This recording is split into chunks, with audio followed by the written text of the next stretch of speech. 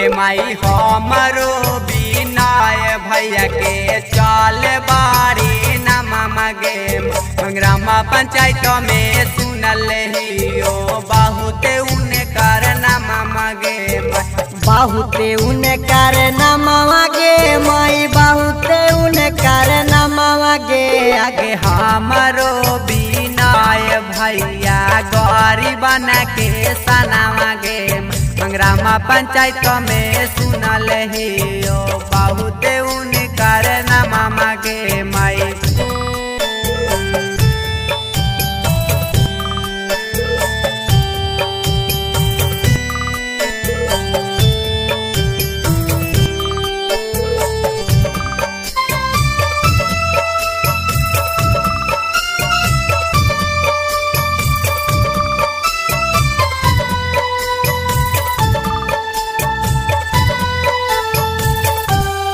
आगे माई मिली जुली चाचा चाची दी हसाबा भोटावा गे साचा दिल से करी हमरो भैया के सपोटावा गे माई। भैया के सपोटावा बिनय भैया के सपोटावा गे आगे हमरो बिनाय भैया गौरी बन के सनावा गे मैं ग्राम पंचायत में सुनल हियो बहुते उनकर नमा मगे मैं।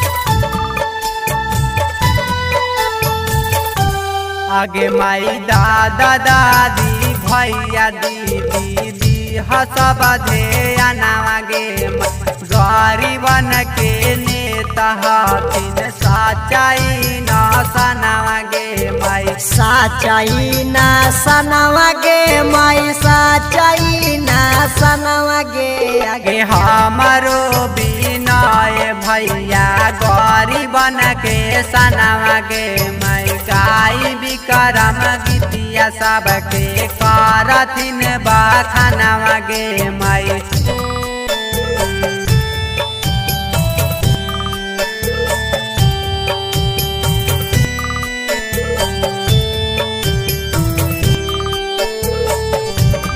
Recording by Manish music set.